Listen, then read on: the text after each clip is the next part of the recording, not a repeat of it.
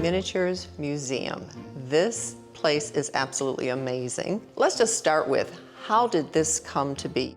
The museum was founded in 2009, and it was originally located in Hickory Corners. The founder of the museum passed in 2012, and she left a sizable donation that her mandate was to go find your own location and have your own solo museum. So in 2019, we bought the Robbins House here in Grand Haven and started the move out here. Got the exhibits fabricated by professional studios that have done an excellent job. So I brag on how this place looks because I'm not the one that can take credit for how fantastic so much of it looks. So they did a really excellent job with this first floor, and then we've just opened the second floor for the first time since we've been around. And let's talk about what's in a lot of the pieces here. The majority are literally tiny miniature pieces of furniture, chandeliers, chess sets.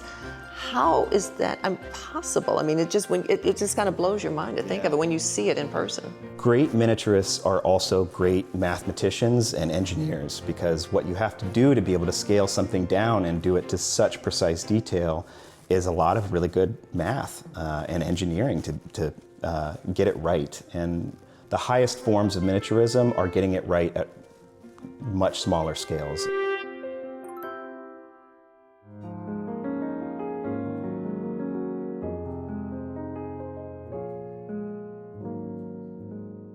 I've been doing it for 46 years, just in miniatures. And I was a full-size, a normal potter before that.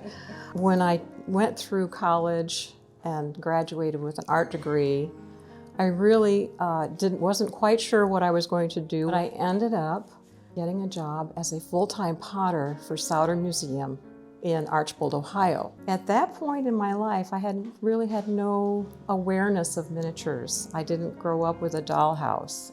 I didn't know there was this other world out there. But I sort of came around to wanting to make a souvenir item for the school kids. And that's really how it all started. I think I have fun trying new things. It keeps me from getting bored. So I switch around, but I love the work that I do. I will stay active until my hands or my eyes don't work. That's kind of where it's all at. It is truly an honor to be included in a museum like this. Both the building and the way things are displayed here is quite lovely, remarkable in fact. I'm humbled actually when I see what other people do, truly. Very happy to be a part of it.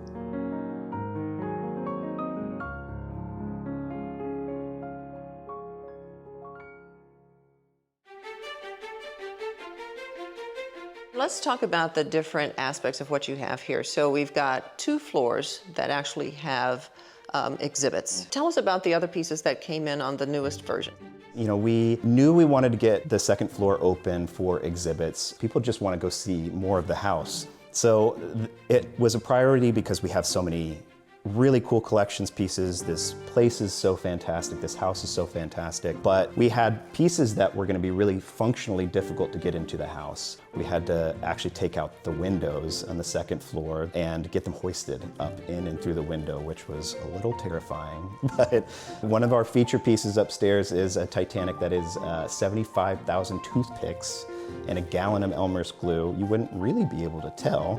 Yeah, the Titanic is kind of the feature piece of a nautical exhibit that has a lot of different versions of ships from throughout history. We have a French gallery, so that is based around Louis XIV. And then the final gallery is based around what's called the Roundhouse. It is a wooden roundhouse in an Art Nouveau style. That gallery is a gallery that really features different materials and puts the different materials that pieces are made out of front and center. Because the comparison there is the roundhouse, which is the wood, and right in front of it there's glass, right? The glass conservatory, which has very hard lines compared to the roundhouse where everything is really rounded and organically shaped. Absolutely. Most popular piece? I think it's right behind us, the Van Gogh piece. I think that's the one that people get really excited about. They've seen oftentimes the paintings that are of the rooms in that house. In a way, it has the most access points for people to be able to know something about it, to be interested in something about it, the miniature paintings that are in there. Tell us a story about that house, because it's amazing, and then the architecture in there. Yeah, it's a gorgeous house. It's a huge house. It's a house that was the vision of Julie Poland. She was 19 years old. She was obsessed with the Victorian style and architecture, and she really wanted to create her own dollhouse that she knew her dad could make. He built the structure, and she had begun to fill the house out with certain furniture. She had built the conservatory in the back. I think she had finished the kitchen.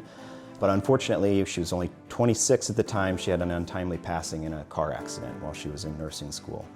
So it sat in the Polands, her parents' garage for 19 years, and they were looking for somebody to be able to finish the piece.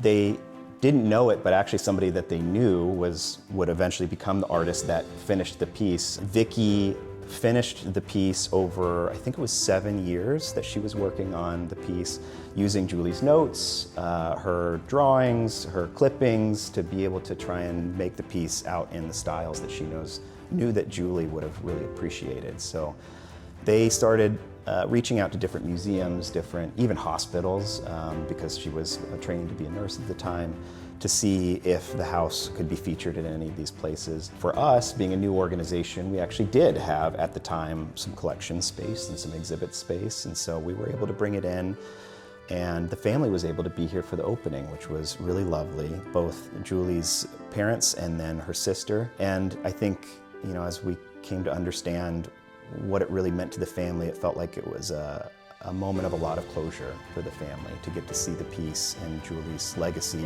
featured in a museum like this. What does all of this mean to you? You seem to have really a heart and a passion for this.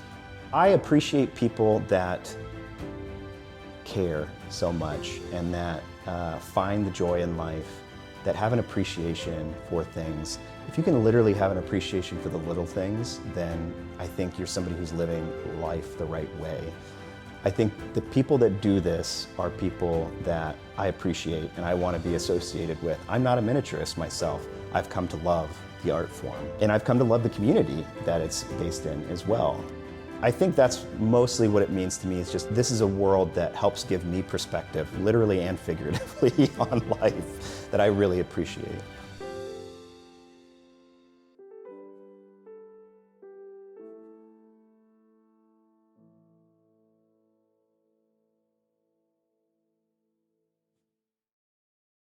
This program is supported in part by an award from the Michigan Arts and Culture Council and is also powered by you and your dedicated support.